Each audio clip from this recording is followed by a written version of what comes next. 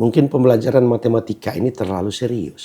Sehingga harus dicari cara supaya penyampaiannya bisa lebih ringan. Mungkin dengan lagu, dengan tarian, dengan gerakan-gerakan. Anak-anak harus ke sekolah jam 3 sore sampai dengan jam 5. Di sekolah itulah kita membaca kembali.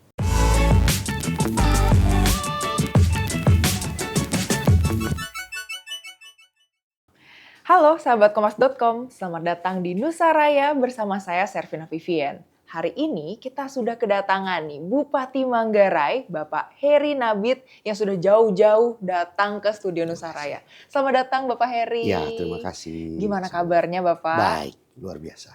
Begitu Bapak masuk nih ke ruang studio, saya langsung berbinar banget matanya melihat kain tenun ini nih Pak. Mungkin boleh dijelasin seperti apa atau mungkin ada makna di baliknya? Iya, kalau bicara kain memang kan kami di Manggarai memang pakaian tradisionalnya ya kain tenun seperti ini, dan semuanya sekarang ditenun oleh penenun-penenun muda, ya. Paling tinggi usia penenun sekarang ini ada di 58-60 tahun. Oke, Ya, tapi mama-mama mayoritas itu ada di 40-an, 30-an. Oke. Itu mayoritas ada di 30 sampai 40. Ya, itu pertama. Lalu yang kedua, memang motif, kalau bicara motifnya banyak. Iya. Motifnya banyak dan semua terkait dengan alam. Oke. Terkait dengan bunga-bunga liar di kampung-kampung yang kemudian dipindahkan ke motif tenun. Iya. Ya. Lalu sejauh ini memang kita untuk menjamin orisinalitas itu sudah ada 19 motif yang kita daftarkan ke Kementerian Hukum dan HAM. Oke. Untuk diproses hak ciptanya. Iya. Ya. Kan kita tahu banyak belakangan setidaknya beberapa tahun ini kan ada banyak hal dari kita yang diambil orang lain hak ciptanya ya. Untuk menghindari itu, maka mencegah itu, maka kita coba masukkan. Oke. Ya. Apakah ini setiap kampung beda motif, beda warna, Pak? Tidak setiap kampung. Oh, tidak setiap kampung. Tidak setiap kampung. Tapi di Manggarai kami misalnya ada beberapa motif ya. Setidaknya ada 3 misalnya. Oke. Pertama untuk Manggarai itu ada Songke Cibal. Cibal itu salah satu wilayah di utara. Oke. Ya, di tengah utara. Ya. Lalu ada Songke Ruis. Ruis itu di utara, lebih utara lagi, pantai utara. Lalu ketiga ada di selatan itu Lipatodo. Kalau 2 Songke yang pertama, Cibal dan Ruis ini warnanya kira-kira akan begini. Oke. Kira-kira akan begini. Cuma dengan motif yang berbeda. Kalau Cibal itu motifnya lebih sederhana. Bunganya kecil-kecil ya. Tapi kalau Ruis dia lebih ngejreng. Pilihan warnanya lebih banyak. Iya. Kemudian lebih ramai. Mungkin itu menggambarkan interaksi masyarakat dengan pihak luar karena ada di pantai kan. Iya. Nah, gitu. Jadi kalau yang Cibal ini agak ke pegunungan. Kemudian yang ketiga Lipatodo itu warnanya bukan hitam lagi tapi merah dominannya. Oke. Gitu. Jadi itu yang kita pakai dalam kehidupan sehari-hari untuk pemakaian dalam rumah maupun untuk acara-acara. Oke, wah. Ya. Menarik banget ya Bapak. Ya. Berarti Bapak ini kan sekarang sudah periode kedua ya Bapak. Betul. Dan di periode kedua ini Bapak ada melalui peta inovasi daerah 2025 nih Pak. Sebetulnya gimana sih Bapak mengimplementasikan visi dan misinya ini gitu? Ya. Kita belajar dari periode pertama ketika semua berjalan apa adanya. Ya. Kalaupun ada dorongan inovasi itu belum betul-betul ditangkap oleh kami yang ada di daerah sebagai ujung tombak pelayanan publik ya. Dan itu menimbulkan ketidakpuasan atau kelambatan dalam pelayanan. Belajar dari periode pertama itulah maka masuk periode kedua kita mencoba untuk menekankan soal inovasi ya. Dan karena itu maka saya minta kepada semua organisasi perangkat daerah dalam kontrak kinerja tahun lalu misalnya 2025 satu organisasi perangkat daerah itu harus punya inovasi 3 atau 4 yang terkait dengan pelayanan publiknya berdasarkan jumlah eselon 3 di masing-masing organisasi perangkat daerah. Setiap OPD ini kan ada 1 eselon 2-nya. Setidaknya ada 3 atau 4 di bawahnya eselon 3. Jadi berdasarkan itu semua membuat inovasi. Jadi Oke. lalu inovasi itu yang kemudian kita nilai dan kemudian di akhir tahun itulah keluar ada 43 inovasi yang bisa digunakan untuk tools ya dalam pelayanan publik. Oke. Ya. Nah, di Manggarai ini kan sebetulnya terkenal banget ya Bapak dengan wisata budaya begitu. Seperti yang tadi Betul. Bapak juga sudah menjelaskan Ya. begitu kental akan kebudayaannya. Ya. Nah, sebetulnya bagaimana nih Bapak sebagai pemimpin daerah mengkolaborasikan gitu dengan pemerintah daerah, masyarakat adat, tokoh agama yang ada di Manggarai sendiri? Ya. Pertama, kesadaran bersama itu sebenarnya sudah muncul. Itu modal kami. Apa kesadaran bersama itu? Kesadaran bahwa budaya itu adalah hal yang penting dan harus dipertahankan. Jadi kita bicara dengan orang-orang tua, bicara dengan ibu-ibu, bicara dengan pemuda, bicara dengan anak-anak, semua punya kesadaran itu. Iya. Ya. Dan ini berarti modal kita. Sebagai modal maka itu harus digunakan secara maksimal. Karena itu maka dalam berbagai event sedapat mungkin nilai budaya itu harus menjadi nafas, ya, menjadi unsur penting dari pelaksanaan kegiatan. Baik program pemerintahan, unsur budaya harus tetap dimasukkan, nilai-nilainya harus dimasukkan, maupun dalam kegiatan-kegiatan yang dilaksanakan oleh kelompok non pemerintahan. Misalnya gereja Katolik, kemudian lembaga-lembaga swadaya masyarakat, dan lain-lain pihak. Oke. Ya, di hal paling sederhana misalnya itu adalah dalam budaya kita kenal namanya lontoleok. Lontoleok itu, lonto itu duduk, leok itu duduk melingkar. Ya. Jadi semua konsep, semua masalah ya diselesaikan, dibicarakan dalam kerangka itu. Oke. Ya, Dengan jadi musyawarah itu gitu ya musyawarah, Bapak? betul. Oke. Musyawarah. Ya. Berarti kalau misalnya nih Pak, ada biasanya kan kalau misalnya peraturan-peraturan daerah suka bertabrakan gitu ya dengan mungkin pemangku adat ataupun mungkin adat istiadat yang ada gitu. Nah, untuk menyelesaikannya tuh kira-kira dari Bapak sendiri seperti apa? Biasanya kan begini, dalam proses penyusunan peraturan daerah kan ada tahapan konsultasi publik. Ya, dalam konsultasi publik itulah kita mengundang pemangku adat juga untuk membahasnya. Itu pertama. Yang kedua juga sebenarnya tanpa konsultasi publik pun nilai-nilai adat sudah dimasukkan. Kenapa? Karena yang menyusun peraturan-peraturan ini kan juga kami orang Manggarai juga. Yang juga memahami nilai-nilai budaya. Sehingga sebelum ada pertentangan, ada benturan, itu sebenarnya sudah diantisipasi sejak awal. Ya.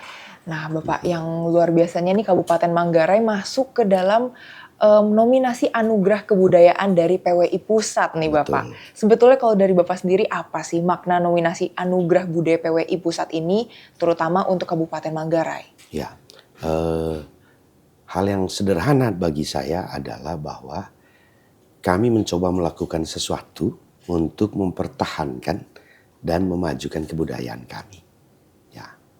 Itu hal yang menurut saya sederhana saja. Dan itu hal yang biasa dilakukan oleh semua masyarakat. Ya, kelompok-kelompok masyarakat dan oleh banyak pemerintahan daerah. Ya. Tetapi bagi kami di Manggarai, yang kami lakukan hari ini adalah membangun sesuatu yang sangat penting merupakan inti dari budaya itu sendiri, yaitu rumah gendang. Rumah gendang itu rumah adat. Rumah komunal. Rumah di mana secara moral, secara psikologis menjadi tempat bernaung bagi seluruh masyarakat. Bagi seluruh masyarakat. Secara fisik mungkin tidak bisa menaungi semua. Karena jumlah orang yang banyak, tetapi itu menjadi rumah komunal yang akan menaungi semua secara moral, secara psikologis. Ya. Dan disitulah berbagai upacara-upacara adat bisa berlangsung. Jadi terbayangkan bahwa tanpa rumah adat itu hampir tidak ada upacara adat yang bisa berjalan. Ya, misalnya di kebudayaan Manggarai, budaya Manggarai, kita bicara tentang ada yang namanya penti. Penti itu pesta atau syukuran sehabis panen. Hmm. Ya. Kalau rumahnya tidak ada, Mm-mm. pentinya tidak dilakukan. Ya. Dalam penti itu syukuran, mensyukuri apa yang sudah dipanen dan meminta untuk panenan berikutnya juga Oke. ya berjalan. Gitu. Jadi kita berusaha semaksimal mungkin membangun budaya berdasarkan adat yang ada dan itu sebagai modal. Gitu ya jadi. Oke, nah dari tadi kan Bapak sudah menceritakan begitu kentalnya kebudayaan di Manggarai sendiri gitu. Iya. Tapi bagaimana Bapak menempatkan budaya ini ke dalam elemen pelestarian dalam pembangunan Kabupaten Manggarai sendiri gitu? Ya, ketika bicara budaya atau adat itu adalah sesuatu yang menjadi milik semua. Ketika satu hal ini menjadi milik semua, maka kami berpikir bahwa pembangunan akan menjadi milik semua. Jadi dengan kata lain, bagaimana supaya proses pembangunan ini berjalan, bertahan, berkembang, itu berarti kita harus mencari satu hal yang bisa menjadi milik semua. Apa itu? Budaya. Dan saya percaya bahwa ketika unsur budaya ini diintegrasikan, dimasukkan dalam proses pembangunan, mewarnai pola pikir kami, maka proses pembangunan di bidang apapun akan berjalan dengan baik. Kerukunan terjadi, keharmonisan terwujud, dan dari situ kita akan bisa membangun bersama-sama. Oke. Ya, dalam proses pembangunan rumah adat, misalnya rumah gendang yang sedang terjadi, kami bangun tahun lalu 92. Oke. 92 dari 430 yang harus dibangun dalam 5 tahun. Polanya sederhana, berbagi, gotong royong. Jadi 50% ditanggung pemerintah, 50% ditanggung oleh masyarakat. Oke. Jadi masyarakat juga ikut serta. Karena memang itu milik mereka. Karena memang itu milik mereka. Agar ada rasa sense of belonging gitu ya Sense of Pak? belonging. Oke. Ya, lalu yang berikutnya adalah 50% milik masyarakat ini juga bukan hanya masyarakat yang ada di kampung. Tetapi anak-anak, saudara-saudara mereka yang merantau, yang ada di perantauan juga ikut serta. Juga ikut serta dalam pembangunan ini dengan sumbangan-sumbangannya masing-masing. Jadi ketika kebersamaan ini muncul, maka saya percaya bahwa semua hal akan berjalan baik. Oke, konkretnya seperti apa sih Pak untuk bisa melestarikan budaya ini terutama bagi generasi muda gitu? Ya, baik. Dalam adat, dalam budaya selalu ada upacara-upacara. Ya, upacara-upacara itu tadi seperti yang saya katakan, setelah panen, kemudian perkawinan, itu juga ada perkawinan adat misalnya. Kemudian ada kematian, kemudian dalam penghujung tahun ada ucapan syukur. Ada banyak hal yang harus diupacarakan. Nah, media-media seperti ini yang digunakan tidak oleh pemerintah, tapi oleh masyarakat adat itu sendiri untuk melestarikan budaya. Jadi upaya pelestariannya melalui kegiatan-kegiatan atau upacara-upacara itu. Dan itu bisa dilakukan ketika ada sebuah rumah komunal, rumah adat. Oke, rumah adat itu ya Pak. Ya. Fungsinya adalah itu untuk bisa menjadi tempat untuk melestarikan budaya itu Melestarikan sendiri. budaya, betul. Oke. Nah, Bapak, di pemerintahan Kabupaten Manggarai ini kan pasti terus untuk melakukan peningkatan kualitas pendidikan gitu Pak, untuk Betul. meningkatkan SDM, termasuk penerapan program membaca terpimpin dan pembelajaran matematika supaya Betul. meningkatkan literasi dan numerasi Ya. masyarakat di sana. Seperti apa sih Bapak penerapan secara langsungnya begitu? Iya, baik. Yang pertama kami lakukan itu adalah pembelajaran numerasi. Ada dua sebenarnya, ada literasi, ada numerasi ya. Oke. Kami tangani numerasi pertama. Kenapa numerasi? Karena berhitung ini menjadi fondasi ya bagi menurut saya. Kemudian dilihat dari nilai rapor pendidikan ini juga rendah. Oke. Ini juga rendah. Rapor pendidikan sekolah maupun rapor pendidikan daerah. Setiap tahun kan pemerintah mengeluarkan rapor pendidikan daerah, setidaknya sampai tahun lalu. Nah, karena itu kami tangani numerasi. Bagaimana menanganinya? Itu kami bekerja sama dengan salah satu yayasan. Ya, yayasan itulah yang melatih guru-guru kami melalui pembelajaran dengan metode gasing. Gasing ini pembelajaran matematika yang asik dan menyenangkan. Oke. Kami melihat bahwa dan berdiskusi hasilnya adalah mungkin ada kesalahan atau kekurangan dalam metode penyampaian. Mungkin pembelajaran matematika ini terlalu serius. Sehingga harus dicari cara supaya penyampaiannya bisa lebih ringan. Mungkin dengan lagu, dengan tarian, dengan gerakan-gerakan. Dan itulah kami temukan dalam metode Gasing ini. Oke. Ya, dengan salah satu yayasan dan profesor dari Jakarta. Dan menurut saya hasilnya cukup baik. Hasilnya cukup baik, ada peningkatan dalam kualitas pendidikan kami. Ya, setidaknya rapor pendidikan daerah 2024 itu sudah naik. Ya. Lalu yang berikutnya adalah dengan membaca terpimpin.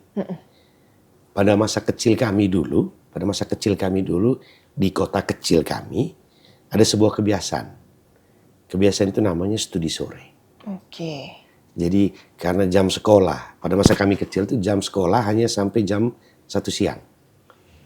Karena kotanya kecil, maka sekolah-sekolah seluruhnya membuat kebijakan studi sore yang akan dimulai jam 3 sore. Jadi kami semua anak-anak harus ke sekolah jam 3 sore sampai dengan jam 5. Di sekolah itulah kita membaca kembali pelajaran hari itu, kemudian mempersiapkan diri untuk pelajaran besok. Jadi 2 jam itu dipakai untuk kebiasaan inilah yang kami coba kembalikan lagi dengan membaca terpimpin. Membaca terpimpin itu artinya pada waktu studi sore anak-anak membaca kembali.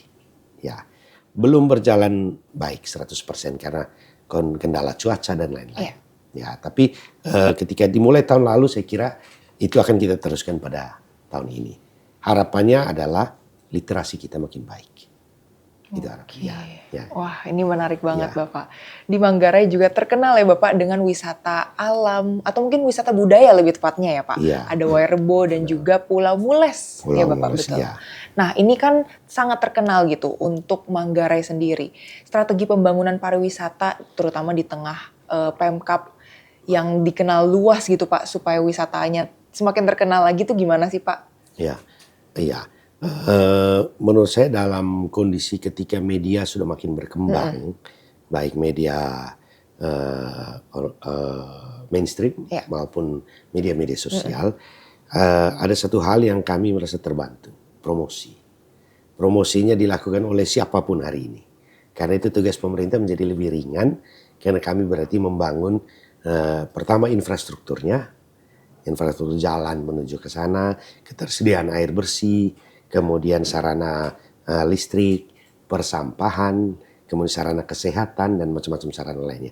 Tugas pemerintah ada pada titik itu dan itu yang kami lakukan misalnya untuk Wairebo, kemudian untuk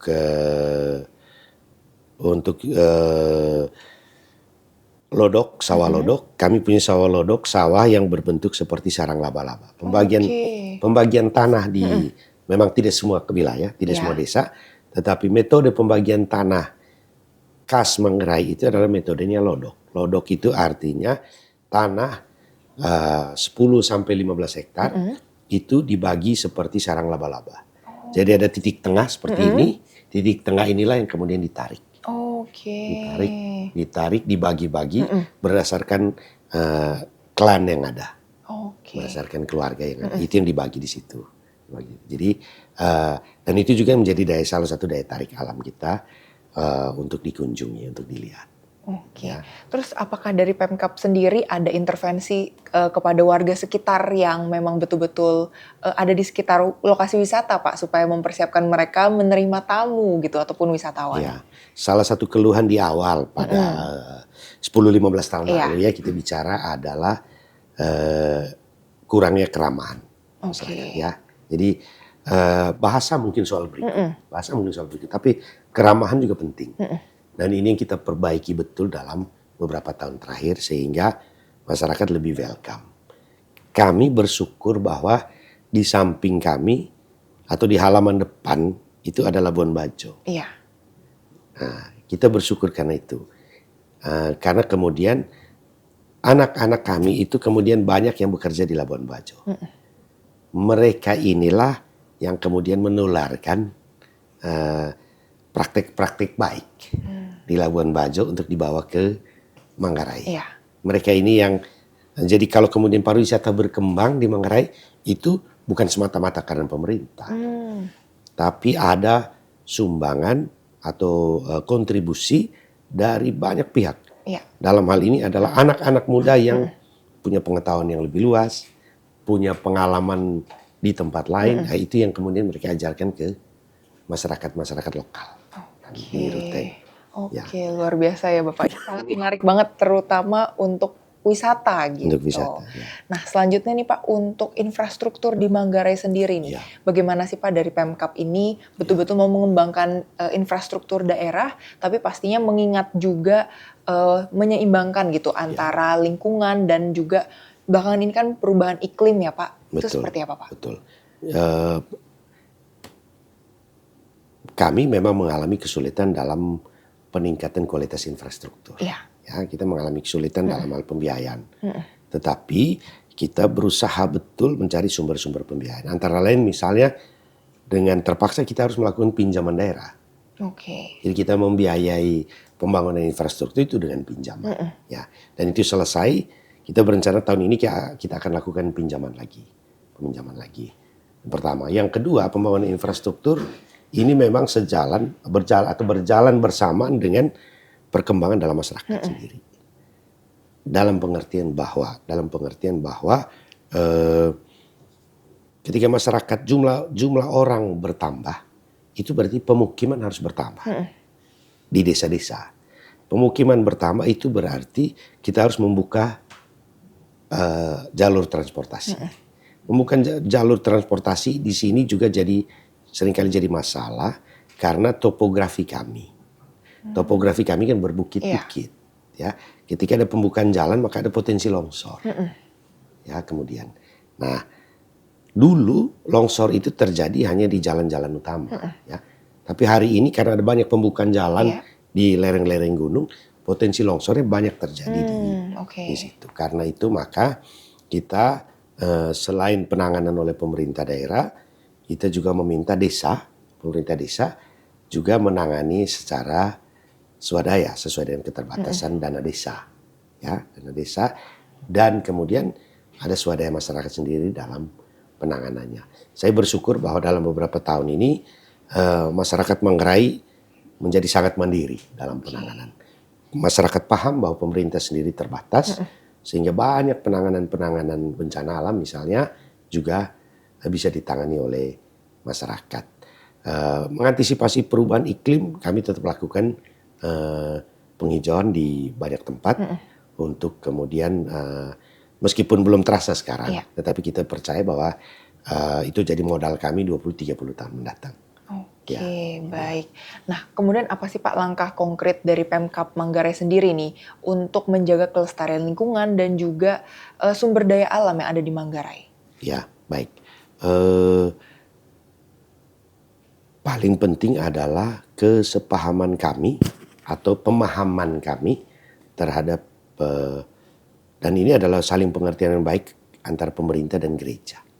Saya secara pribadi sepakat dengan prinsip-prinsip gereja Katolik dalam hal ini untuk tidak melakukan penambangan.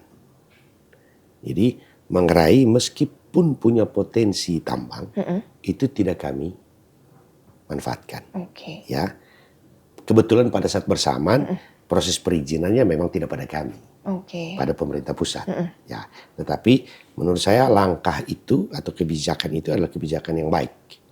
Ya, soal di tempat lain itu ya, atau di kabupaten lain itu kan pilihan ya, itu pilihan masing-masing. Tetapi kita pada saat ini memilih untuk tidak melakukan itu, meskipun data-data menunjukkan ada potensi tambang di sini di beberapa tempat, tetapi kita belum membuka diri untuk itu. Satu, yang kedua juga adalah untuk sisi lingkungan ini isu paling penting untuk perkotaan seperti biasa persampahan. Dan kami sedang berusaha betul untuk dalam 3 tahun ke depan ini juga menyediakan tempat pengolahan sampah, pengolahan akhir yang akan lebih baik. sehingga tidak terbuka open dumping seperti sekarang lagi. Tapi target kita dalam 3 tahun ke depan kita akan bisa siapkan. Ya. Kemudian yang berikutnya kembali lagi ke penanaman pohon yang tentu kalau dilakukan oleh pemerintah saja tidak akan cukup, tetapi kita kerjasamakan dengan banyak pihak. Ya, lalu hal terakhir untuk pantai itu bakau. Ya, penanaman bakau itu antara lain kita kerjasama dengan, dan kami berterima kasih karena Palang Merah Indonesia juga punya begitu banyak inisiatif untuk penanaman kembali bakau di kawasan utara Manggarai. Jadi sejauh ini saya berterima kasih karena partisipasi banyak pihak sangat membantu kita. Ya. Nah tadi Bapak kan menceritakan juga keterbatasan anggaran begitu ya Bapak. Pastinya saat ini pemerintah sekarang tuh adanya efisiensi besar-besaran gitu. Tapi kalau kekuatan ekonomi dari Kabupaten Manggarai sendiri sebetulnya lebih bergantung pada apa Bapak? Ya, baik. Pertumbuhan kami lebih ditopang oleh konsumsi. Konsumsi masyarakat. Konsumsi masyarakat. Karena itu maka kalau konsumsi masyarakat berarti kita akan bicara tentang sektor pertanian. Kita akan bicara tentang sektor pertanian. Pertanian ini terutama kalau di Manggarai adalah sawah, tani sawah. Ya, lahan basah. Ya, karena kita punya setidaknya 11.500 hektar lahan sawah. Ya. 3 Manggarai, Manggarai Timur, Manggarai dan Manggarai Barat ini dikenal sebagai lumbung pangan untuk Nusa Tenggara Timur. Karena kami punya secara total ini ada 40.000 sampai 50.000 hektar sawah. Ya. Jadi pertumbuhan kami ditopang oleh pertanian. Lalu yang berikut adalah konsumsi masyarakat Manggarai juga ditopang oleh aktivitas ekonomi di 2 kabupaten lain, Manggarai Timur dan Manggarai Barat. Karena sebagian wilayah Manggarai Timur, sebagian wilayah Manggarai Barat itu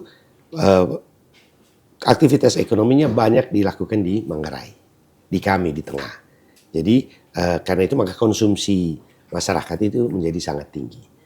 Tugas kami di tengah ini, Manggarai ini adalah menyiapkan infrastruktur yang mendukung sehingga ada kelancaran arus barang dan jasa, arus penumpang dari kedua wilayah lainnya masuk ke Manggarai. Itu saya kira. Ya. Nah, dalam konteks pertumbuhan ekonomi yang positif ini Pak, gimana sih Pemkab Manggarai sendiri mendukung UMKM lokal dan pasti sektor informal sekaligus menciptakan lapangan kerja yang berkualitas nih Pak? Iya, baik.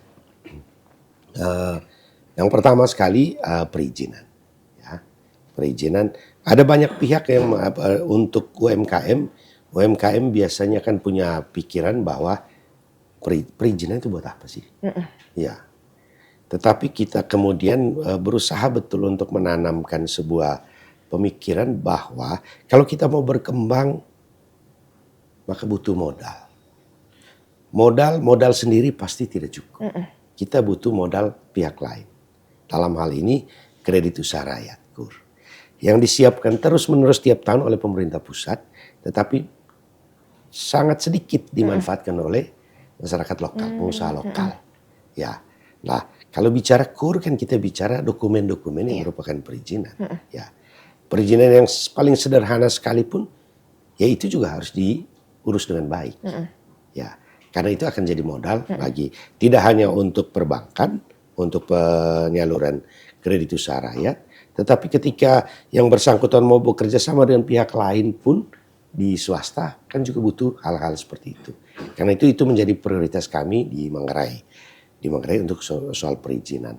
Lalu yang kedua adalah untuk UMKM tidak terhindarkan sebuah fasilitas dasar yaitu listrik. Ya, listrik, tanpa listrik aktivitas ekonomi akan sulit. Ya. Nah, inilah yang terus-menerus kita kerjasamakan dengan PLN misalnya untuk ketersediaan tenaga listrik. Dalam konteks itulah kita berusaha, pemerintah Kabupaten Manggarai berusaha betul supaya sumber listrik bisa tersedia di Manggarai. Dalam hal ini geotermal. Ya, saya kira itu mungkin beberapa hal yang dalam penyiapan UMKM selain faktor keempat itu adalah peningkatan kualitas sumber daya manusia. Karena itu kami tiap tahun misalnya melalui Balai Latihan Kerja yang dimiliki oleh pemerintah Kabupaten Manggarai juga menyediakan atau melaksanakan pelatihan-pelatihan. Pelatihan yang sederhana. Iya. Pelatihan bahasa Inggris untuk guide, untuk tour guide, pelatihan barbershop untuk masyarakat, untuk anak-anak muda kita, kemudian tata rias, ya.